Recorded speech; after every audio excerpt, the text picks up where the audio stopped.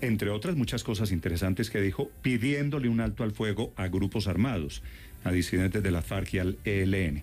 Señor Londoño, buenos días. Muy buenos días. Lo saludo a usted, a la mesa de trabajo y en especial a la audiencia. Señor Londoño, aquí a su disposición. Gracias por atender esta invitación. Señor Londoño, esta petición suya iba dirigida, creo que eso tenía nombre propio, ¿verdad? ELN, disidentes de las FARC. Yo creo que a todos los grupos armados que han expresado su disposición de trabajar en función de la paz total que ha planteado el presidente Petro, siempre lo he venido diciendo, pues ayer en este escenario tan importante que, pues dicen los que saben que es un hito histórico haber tenido la oportunidad de hablarle a todo el Consejo de Seguridad y de las Naciones Unidas y la forma tan respetuosa en que me escucharon, a pesar pues que no eran sino 10 minutos, pues pero eso lo he venido diciendo, ¿no? Y en los distintos escenarios públicos y privados siempre he dicho que una de las experiencias nuestras que nos permitió llegar al acuerdo es la necesidad de ambientar la paz. No, y la paz no se puede ambientar, nosotros también tuvimos esa concepción en su momento. La paz no se puede ambientar con acciones de guerra. La paz toca ambientarla precisamente con acciones de paz para que tenga legitimidad.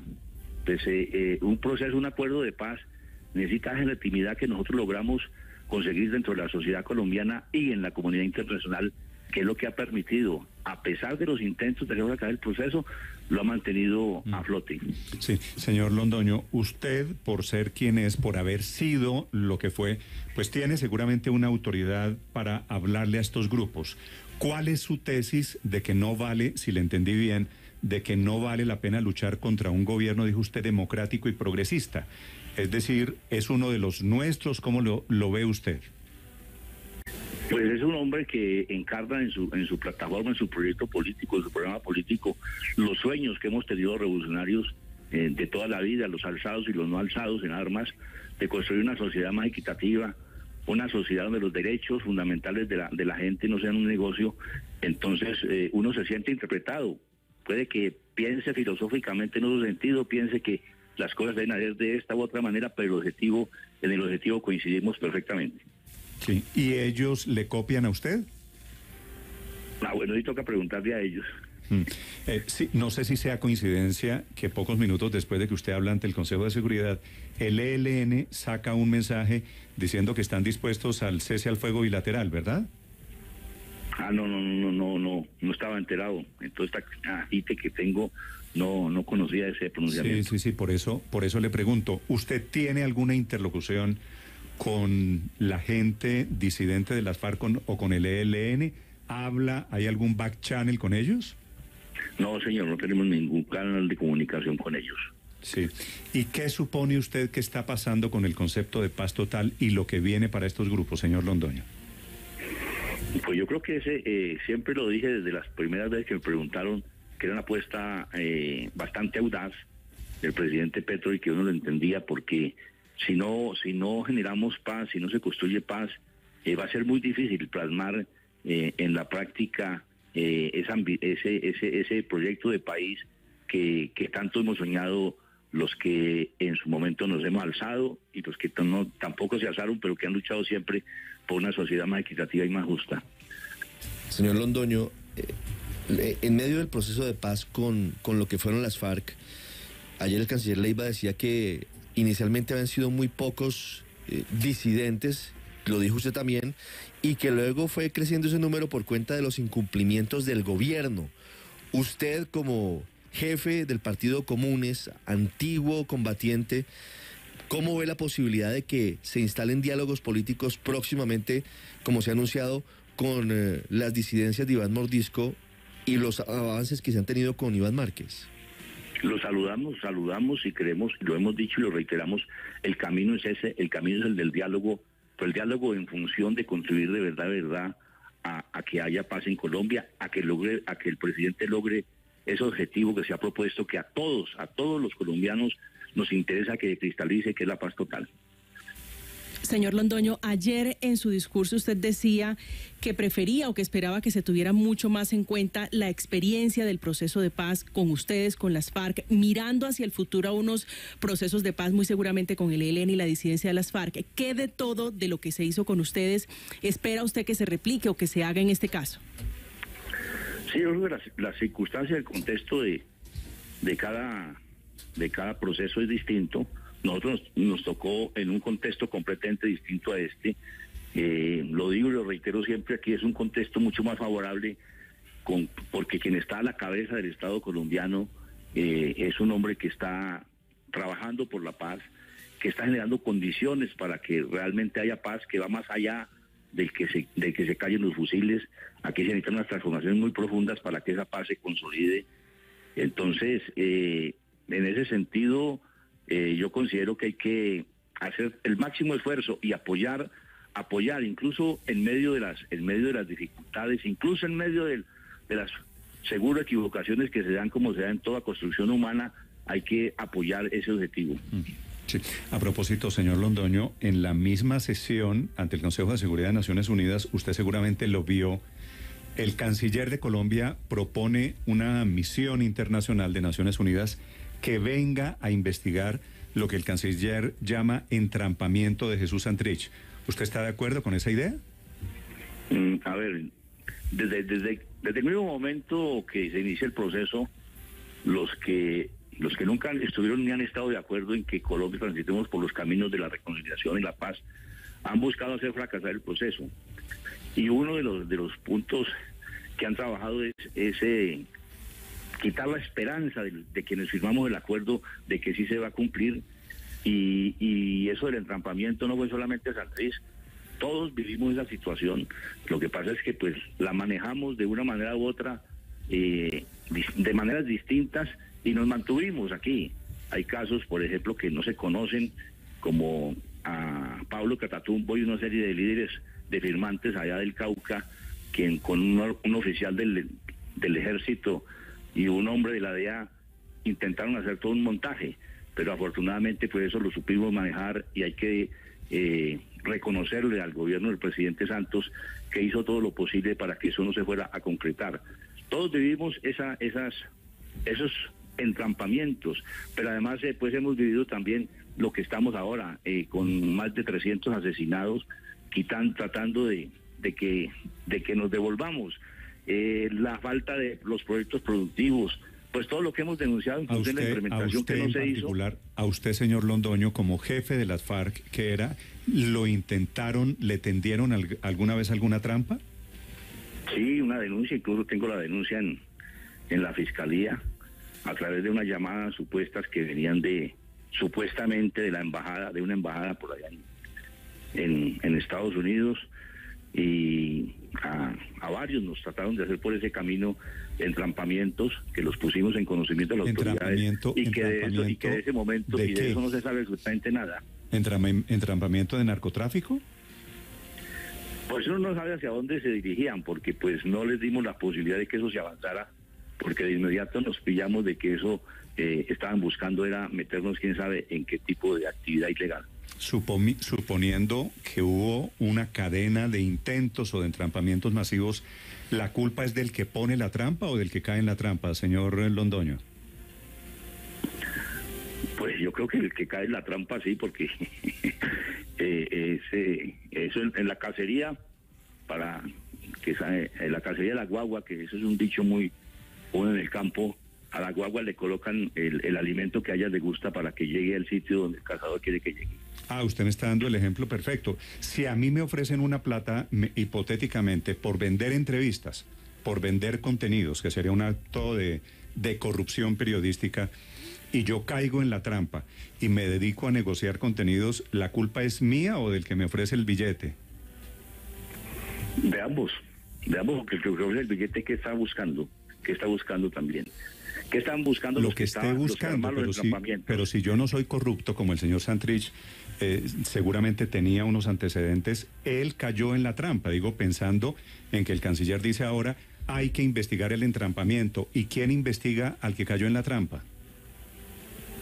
Bueno, yo creo que esto desde qué instituciones o desde qué parte se busca el entrampamiento, con qué objetivo. Yo creo que sí es importante aclararlo, independientemente que el que le hicieron la trampa haya caído en ella. El presidente del momento del acuerdo Juan Manuel Santos. Era Juan Manuel Santos, y el presidente de Estados Unidos era Barack Obama. Era hoy 16, era Obama, estaba terminando Obama, estaba llegando Donald Trump. Entonces, ¿ustedes tienen alguna explicación de por qué Estados Unidos supuestamente que apoyó el proceso de paz? Tenía delegado, ¿no? Está en la claro, mesa, prácticamente. Claro, pues fue gran bastión, gran apoyo para todo el proceso de negociación.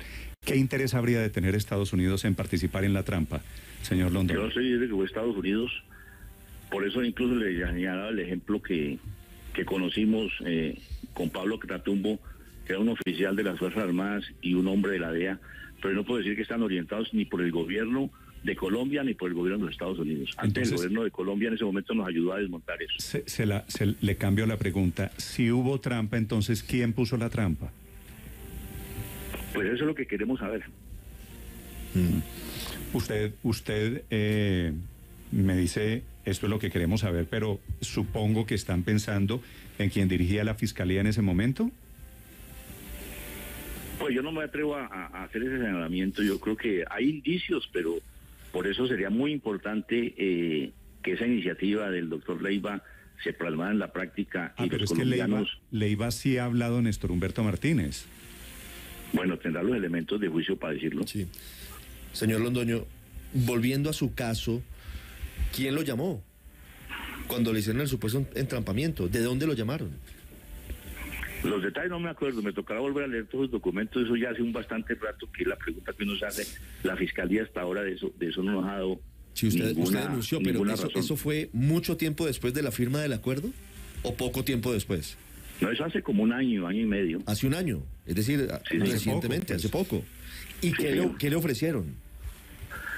Los detalles no los tengo así.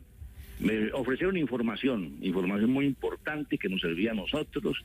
Por ahí se comenzaba la cosa. Señor Londoño. Como nos ofrecieron, también recuerdo, cuando estábamos iniciando el proceso de reincorporación, nos ofrecieron traer a Simón Trinidad de los Estados Unidos, a partir de una persona que supuestamente las relaciones muy cercanas con el presidente de ese momento, no Obama, sino el que siguió, que se me olvida el nombre, de Trump, y que esa persona podía tener acceso directo, y a partir de ahí podíamos traer a Simón Trinidad para Colombia.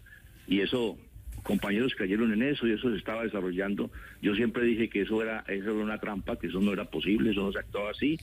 Cuando ya estuvieron pidiendo que teníamos que depositar no sé cuántos dólares por ahí en Estados Unidos, ahí está claro que esa es la trampa.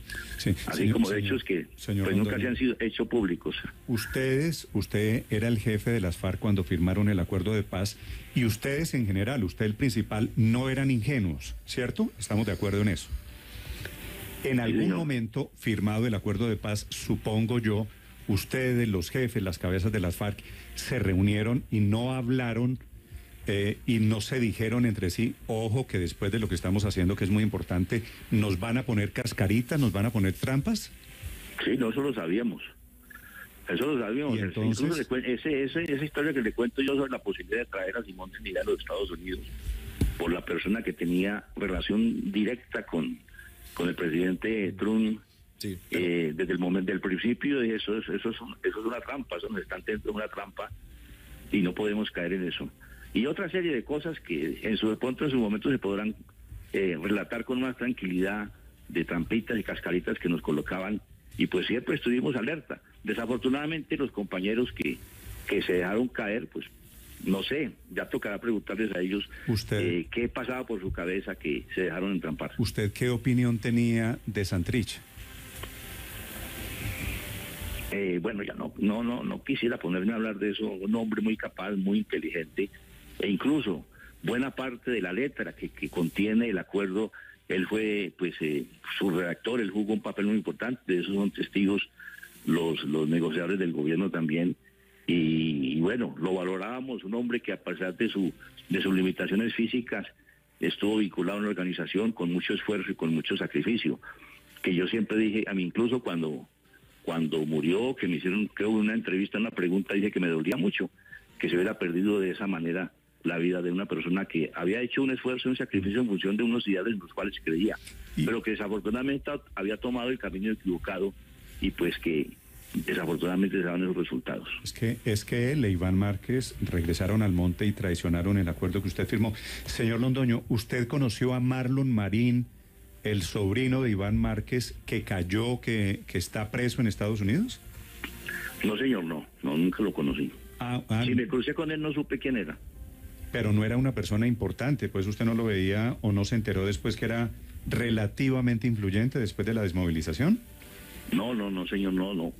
Yo sí lo tenía referenciado, pero nunca lo conocí y no lo tenía referenciado como muy buena persona además.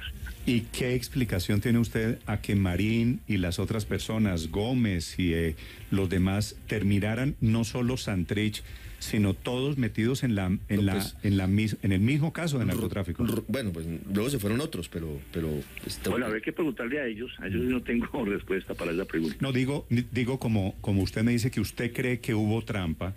Si hubo trampa, le pregunto, no fue solo con Santrich, cayeron una cantidad de personas, el sobrino de Iván Márquez y otros que estaban adentro del proceso. Sí, no, pero sí, yo no puedo responder por ellos. Sí.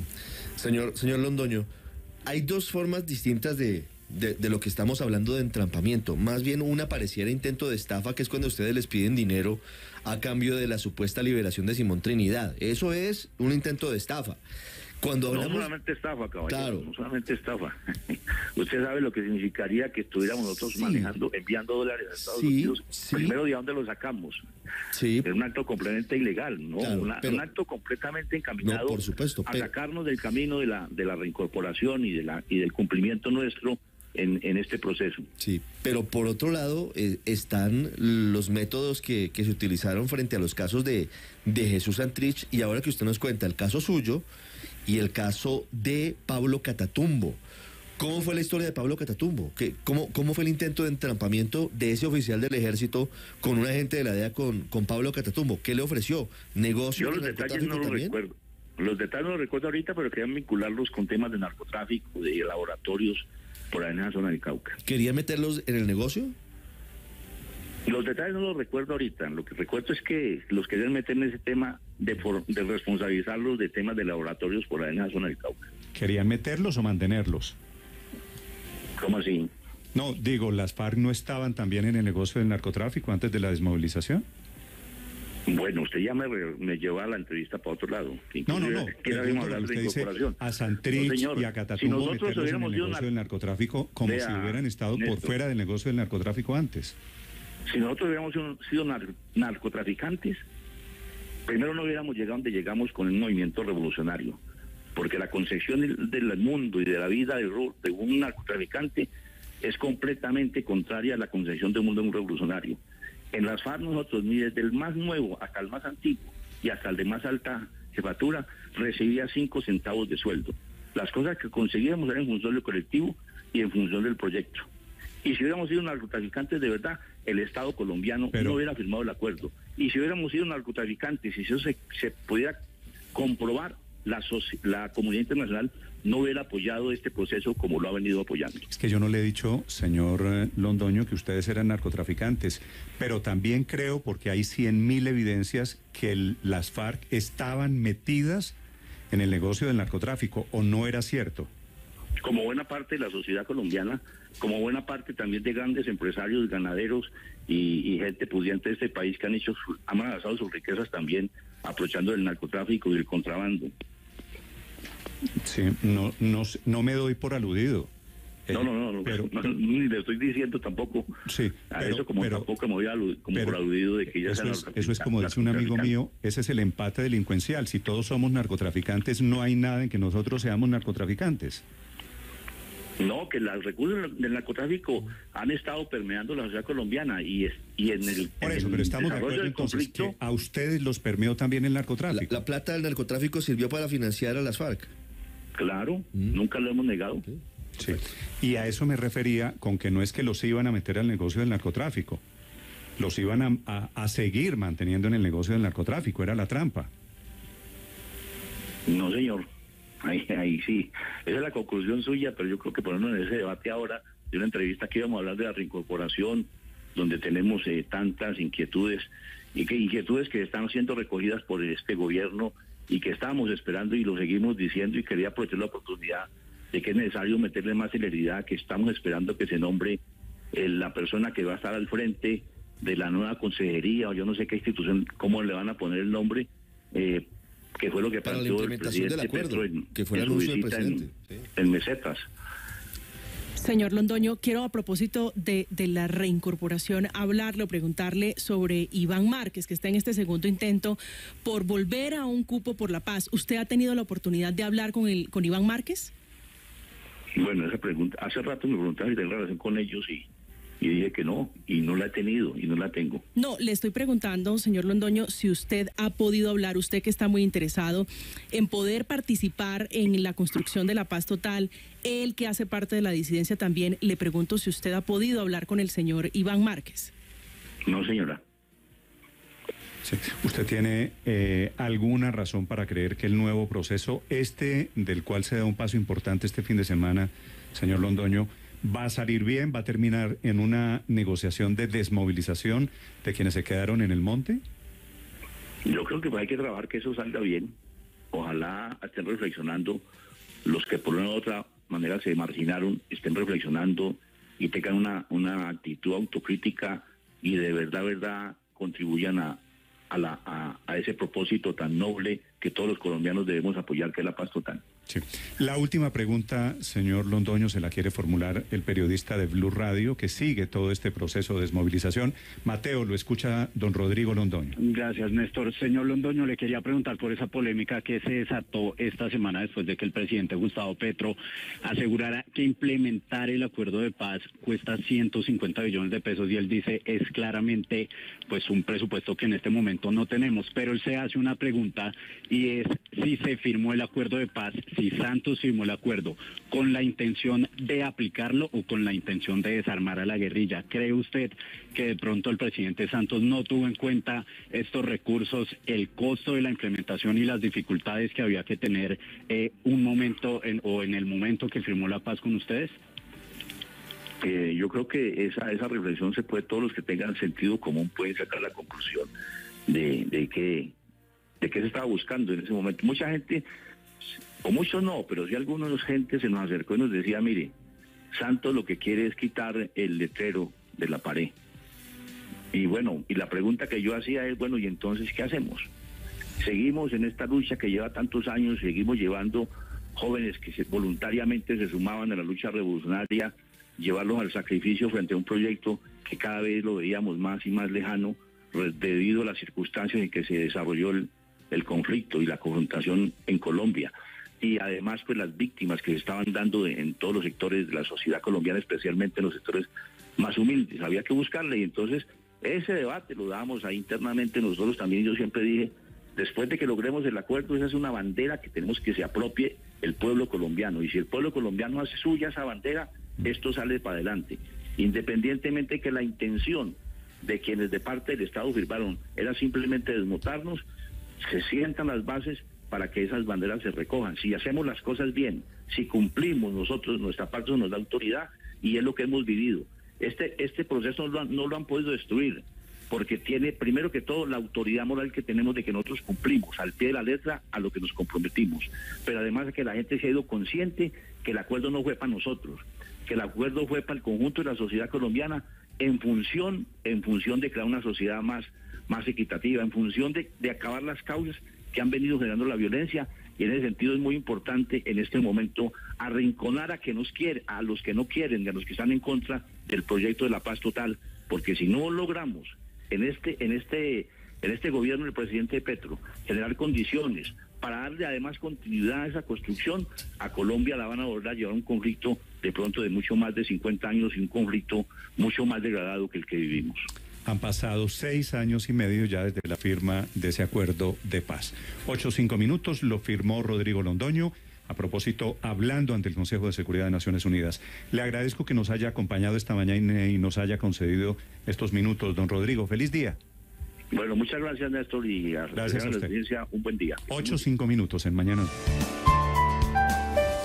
Blue, la alternativa.